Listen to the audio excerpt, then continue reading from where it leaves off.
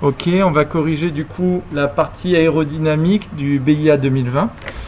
Donc, la résistance de l'air sur un corps, ça dépend de quoi? Est-ce que ça dépend de la surface du corps? Oui. Oui, nécessairement. Hein. Est-ce que ça s'exprime en kilogrammes? Alors déjà, une résistance, c'est une force. Une force, ça s'exprime en Newton, bien vu. Est-ce que ça ne dépend pas du surface du corps? Ben si, on vient de se dire que si. Est-ce que c'est proportionnel au carré de la surface du corps? Non, pas du tout. Alors, la résistance de l'air, on peut dire que c'est un peu comme la traînée. Et la traînée, si on regarde, 1/2 de ρ s v carré cx, c'est proportionnel à la surface, mais pas au carré de la surface. C'est proportionnel au carré de la vitesse. Donc, la bonne réponse ici, c'était la A. Donc, réponse A pour la 2-1. En montée rectiligne uniforme. Alors déjà, ce qu'il faut savoir, c'est ce que ça veut dire montée rectiligne et uniforme. Rectiligne, ça veut dire que je suis en train d'aller tout droit, ouais. Ça, c'était monter vers le haut. Mais rectiligne, ça veut dire tout droit. Ok. Et uniforme, ça veut dire que... Alors ça, c'est rectiligne. Le rectiligne, ça veut dire que je ne suis pas en virage. Le uniforme, ça veut dire que ma vitesse est constante. Je ne suis pas en train d'accélérer, je ne suis pas en train de décélérer. Alors, la portance, est-ce qu'elle est égale à la traînée? Non, pas du tout. Supérieure au poids? Ou inférieure au poids ou égale au poids? Inférieure au poids. Elle est inférieure au poids. Ça paraît pas logique, vu qu'on est en train de monter, on se dit il faut beaucoup plus de portance. Je vous rappelle que la raison, c'était quoi? C'est que ma portance, elle est ici, RZ. Mon poids, il est ici. Et mon poids, je peux le séparer en deux parties. Et la partie qui est projetée en face de lui, ça et ça, c'est égal. Mais mon vrai poids qui est là, il est donc plus grand que ça. Donc il est plus grand que ma portance. Donc ma portance est inférieure au poids. La question A. La réponse A. Le décrochage se produit toujours à la même incidence, à la même inclinaison, à la même vitesse ou en cas de panne moteur. Donc là, on l'a dit déjà dans le sujet 2016 par exemple. Le décrochage se produit toujours à la même Vitesse. Incidence. Pas toujours à la même vitesse.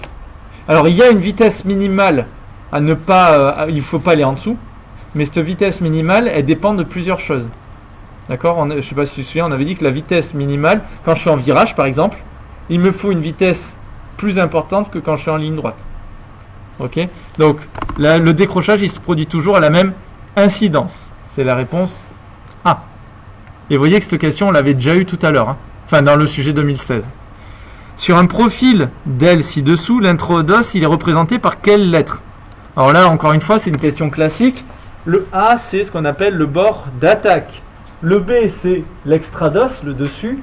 Le C, c'est le bord de fuite. Et le D, c'est l'intrados. Donc là, la bonne réponse, c'était la réponse D. Pour orienter l'avion autour de l'axe de tangage. Donc, l'axe de tangage, c'est quand mon avion, il fait ça.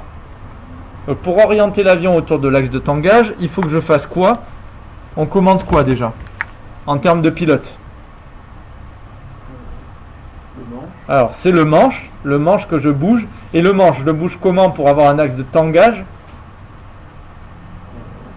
D'avant en arrière. Donc je bouge mon manche d'avant en arrière pour l'axe de tangage. Ça fait bouger quelle partie de mon avion ici? En arrière. Ça fait bouger cette partie-là, qui sont ce qu'on appelle les gouvernes de profondeur. Ok? Donc, gouverne de profondeur commandée par le manche qui va d'avant en arrière. Très bien. Donc ici, c'était la réponse B. Quand je suis en montée rectiligne à vitesse constante, est-ce que le facteur de charge est supérieur à 1, le facteur de charge est égal à 1, la portance est supérieure au poids ou la portance est inférieure au poids? C'est encore la même question qu'on a vue déjà tout à l'heure. Quand je suis en train de monter ici, ma portance est plus petite que mon poids. D'accord? Donc là, c'est la réponse numéro D. Le facteur de charge, il intervient quand on est en train de faire des virages. D'accord? C'est là où vraiment on va parler du facteur de charge pour vous. Oui. En montée, un pilote d'avion affiche la pleine puissance et pour augmenter la vitesse indiquée, il faut qu'il fasse quoi? Donc là, vous imaginez, il est en train de monter, il est pleine patate et il voudrait arriver à augmenter sa propre vitesse. Comment il peut faire? Alors, on propose qu'il augmente l'assiette ou qu'il diminue l'assiette. Si j'augmente l'assiette, est-ce que je vais augmenter ma vitesse? Non. Si j'augmente l'assiette, au contraire, mon avion il va avoir de plus en plus de mal à accélérer. Donc, si je veux augmenter la vitesse, je vais diminuer l'assiette. D'accord? Et pour diminuer l'assiette, il faut que je pousse sur le manche. Donc, je pousse sur le manche, ça diminue l'assiette. Ok? Quand je pousse sur le manche, ça va bouger aussi, encore une fois, les gouvernes de profondeur.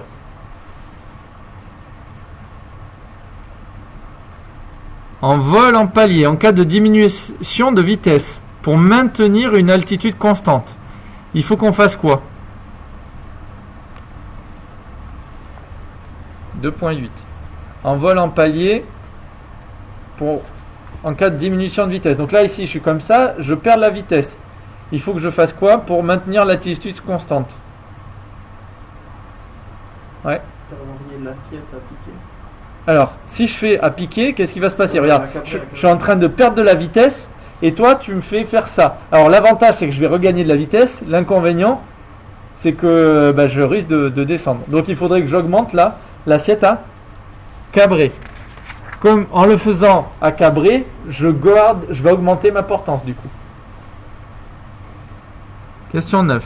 Position du centre de gravité d'un avion. Ça a une importance pour la stabilité sur quoi? Donc, si je fais un centrage en avant, c'est-à-dire que mon point de gravité là, je l'avance vers l'avant.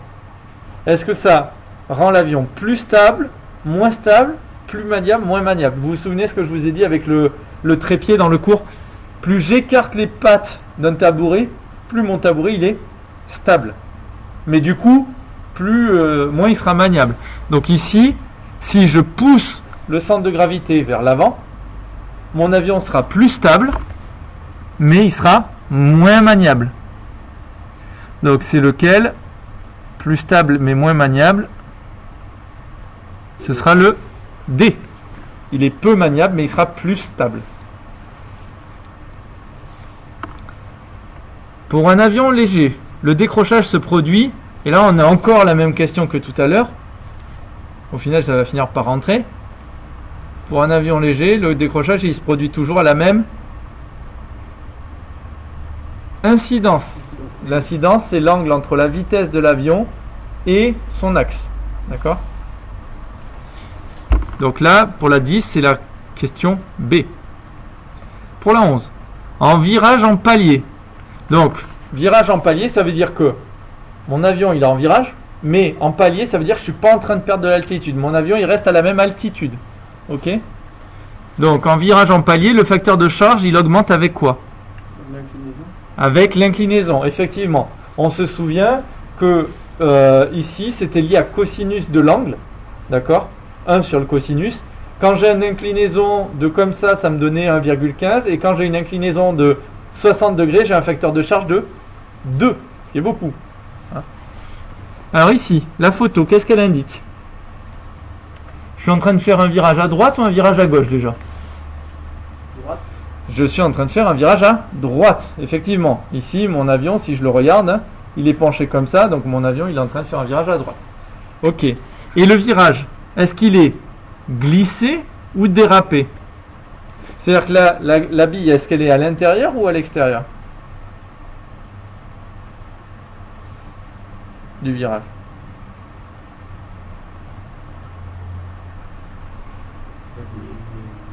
L'intérieur. Alors, la bille, si on regarde, elle est vers l'intérieur, d'accord? Ah oui. Donc, mon avion, il est en train de faire ça, là. Donc, il est en glissade. Ok? Et on va mettre du pied du côté de la bille. On met toujours du pied du côté de la bille, d'accord? Donc là, ici, un virage à droite glissé, qui nécessite une action sur le palonnier droit. On met du pied du côté de la bille, on dit que le pied chasse la bille. D'accord? Quand je mets du pied sur le palonnier, ça change quel élément? La gouverne de direction. La gouverne de direction, qui est ici, verticale. Ouais, bien vu. En descente rectiligne uniforme, sans moteur. Alors, Là, ici, ce qu'il faut bien voir, c'est que mon avion, il est en train de descendre sans moteur. Ok? Est-ce que la portance et le poids sont directement opposés?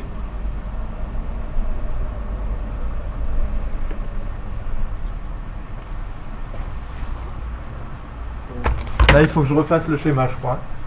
Pour cet exo-là. Mon avion, il est ici. Hop. Il est en train de descendre. Il n'y a pas de moteur. Ça veut dire qu'il n'y a pas de traction.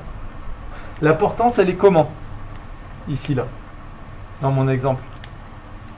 Elle est vers... L'arrière. Non. Elle est toujours perpendiculaire. Ça, c'est mon avion. Hein. Ça se voit pas, là? Hop. Ça, c'est mon avion. Ok. Donc, la portance, bon, là, je l'ai un peu exagéré, mais elle est comme ça. Le poids, il est comme ça. Il me reste un truc que j'ai pas dessiné, c'est la traînée. La traînée, elle est comme ça. Rx, là c'est Rz, et voilà. Donc maintenant, moi ce que je vous conseille, le jour de l'examen, c'est de refaire ce petit schéma pour vous aider. Et on lit les questions. Est-ce que la portance et le poids sont directement opposés? Est-ce qu'ils sont opposés là? Non. Donc c'est pas celle-là. Est-ce que la traînée et le poids sont directement opposés? Alors si la traînée et le poids sont directement opposés, ça veut dire que ma traînée elle est vers le haut. C'est-à-dire que mon avion il est en train de plonger comme ça. Un peu bizarre, c'est pas voulu. Hein. Si l'avion il plonge comme ça à la verticale, c'est pas terrible. Est-ce que la composante du poids parallèle à la trajectoire? Alors ici, ce qu'il faut bien voir, c'est quoi la parallèle à la trajectoire? Ben, c'est cette petite droite là. D'accord? Et la composante du poids parallèle à la trajectoire, je regarde le poids, je le balance là-bas. Il a une petite composante là-bas. La composante du poids parallèle à la trajectoire, c'est celle-là. Est-ce qu'elle est opposée à la traînée pour l'équilibrer? Qu'est-ce qu'on voit? Oui. C'est le poids qui en fait me tire vers l'avant, indirectement. Et on peut dire que la deuxième composante du poids, qui est ici, celle qui est projetée perpendiculairement à la trajectoire, elle s'oppose à la portance. Donc là, la bonne réponse, c'était la C. Pour la question 13, la bonne réponse, c'était la C. La question 14. Le lacet inverse, il est dû à quoi, le lacet inverse? Alors le lacet inverse, il se produit quand déjà? Il se produit quand j'essaye de faire un virage. J'ai une aile qui fait ça. D'accord? Donc j'augmente la portance d'une aile, très bien. Et mon lacet inverse, qu'est-ce qui va se passer? Donc là, imaginons que je fais un virage à gauche. Ça me baisse l'aileron droit et ça me lève l'aileron gauche. Ça fait ça. L'inconvénient, c'est que comme il y a plus de portance ici, il y a aussi plus de traînée. Et donc, comme il y a plus de traînée, mon avion, il a tendance à faire ça. Il a tendance à faire comme ça. Du lacet inverse. Ouais, ça va un peu l'idée? Donc ici, on peut dire quoi? Le lacet inverse, il est lié à une traînée plus importante du côté de l'aileron abaissé que du l'aileron levé. Donc la bonne réponse ici, c'était la réponse D. Mais vous voyez, cette question, elle n'est pas facile parce qu'il faut se représenter l'avion. Il faut se représenter quel aileron est baissé. Et ensuite, il faut se dire... Alors, si mon avion il est en train de faire ça, ah, mais c'est celle-là qui est en train de partir. Limite, il faudrait avoir la maquette pour pouvoir faire l'examen pour cette question, quoi. C'est quand même plus pratique. Je suis pas sûr. Je sais pas si ça fait partie du matériel autorisé. Non, en théorie, je crois que vous avez le droit qu'à un stylo en matériel. Désolé. La finesse d'un aéronef peut s'exprimer par le rapport. Alors, c'est quoi la finesse?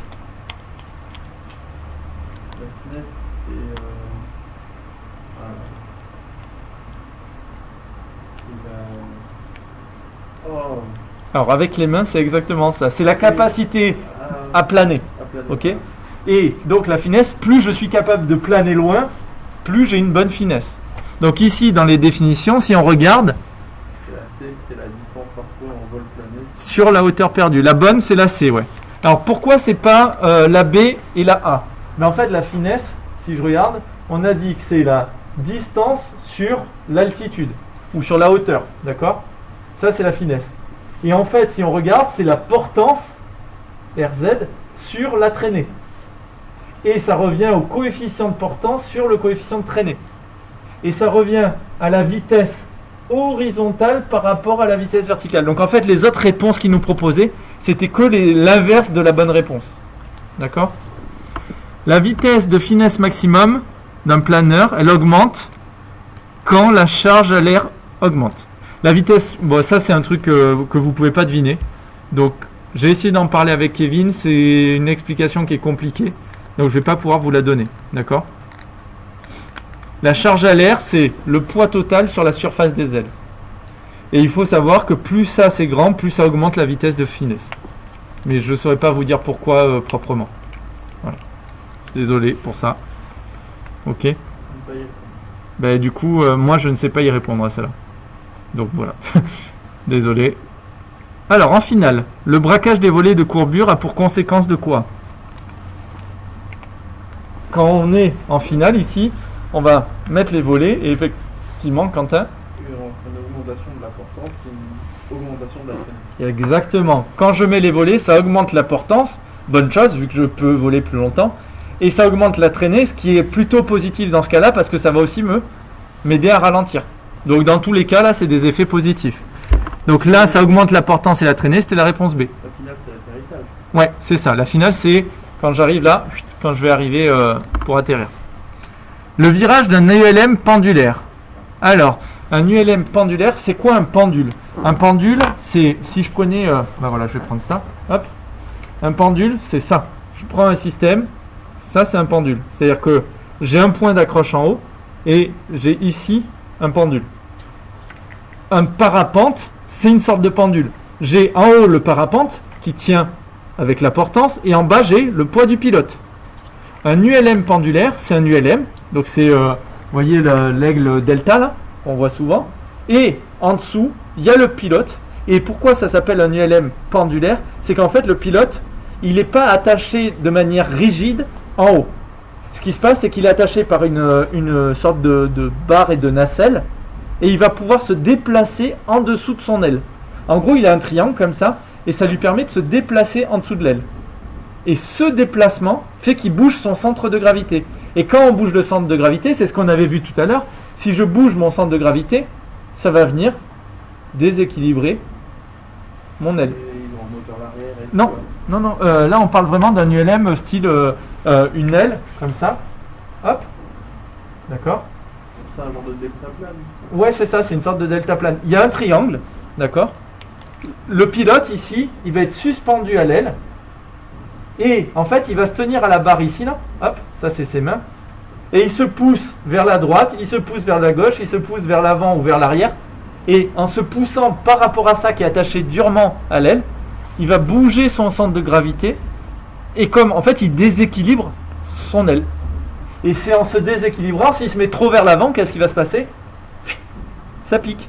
S'il se met trop vers l'arrière, ça remonte. S'il se met trop à gauche, ça fait ça. Ok? Voilà un petit peu l'idée. Donc l'ULM pendulaire, j'ai une photo à vous montrer si vous voulez. Après j'ai juste tapé. Ah, je peux pas la montrer là facilement. Hop. Si tu regardes ici, hop là. Ah, je m'en sors pas avec le double écran.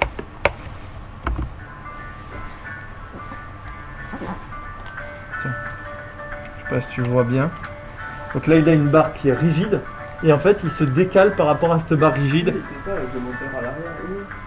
Alors là oui c'est un. Oui c'est un moteur, oui. Oui en même temps, oui. Bon il en existe des deltaplanes pendulaires aussi. Ok. Je sais pas comment l'arrêter. Hop. Ok. Allez. Donc ici, le virage d'un ULM pendulaire est commandé par quoi? J'ai pas répondu à la question.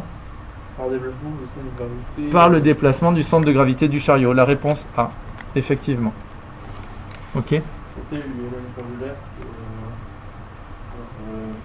Comme le centre de gravité elle est à l'avant, je pensais que c'était. Et ouais, moi aussi, mais en fait, en regardant des vidéos, j'ai compris, parce qu'au début, je savais pas ce que c'était non plus. Le déplacement horizontal d'une montgolfière. Alors, est-ce qu'il se fait au gré du vent? Est-ce qu'on peut choisir? Oui. Grâce à la poussée d'Archimède. Alors, attention à pas confondre horizontal et vertical. Ma montgolfière, et oui, ma montgolfière, elle est comme ça. Pas si mal, hein. Ma poussée d'Archimède, elle fait quoi? Elle fait ça. Elle me tire la montgolfière vers le haut. Par contre, c'est quoi qui me déplace vers là ou vers là? Le vent. C'est le vent. En fait, une montgolfière ne choisit pas où elle va. C'est chaud, hein. Voilà. Par contre, ce qui se passe, c'est que quand on est dans une montgolfière, il y a quand même ici un endroit que le pilote peut actionner pour laisser sortir de l'air ou pas. Le fait de laisser sortir de l'air, ça va permettre de commander en vertical. Quand je veux augmenter ma hauteur, ici, il a un brûleur. Donc ceci est une flamme, hein, ça se voit pas. Hein. Il a un brûleur et il augmente finalement la quantité d'air chaud à l'intérieur. Voilà. Ok. Allez, dernière question. Sur un hélicoptère à assiette nulle, la commande appelée levier de pas collectif permet de modifier l'incidence des pales du rotor. En gros, sur mon hélicoptère, quand il est comme ça, oui, ceci est devenu un hélicoptère, hein, ça se voit pas trop, mais c'est un hélicoptère. Quand j'ai mes pales qui sont là, la commande, elle permet d'orienter la pale plus ou moins comme ça, là. Ok. Ça change quoi, du coup, pour mon hélicoptère? Ouais. Il s'agit de modifier la portance pour faire Exactement, ça va modifier la portance. Si j'ai mon truc qui est comme ça, quand j'attaque l'air, ça a tendance à beaucoup bouger, alors que si je le mets comme ça, il ne se passera pas grand chose. Voilà, donc ça modifie la portance, c'était la réponse D. Bravo.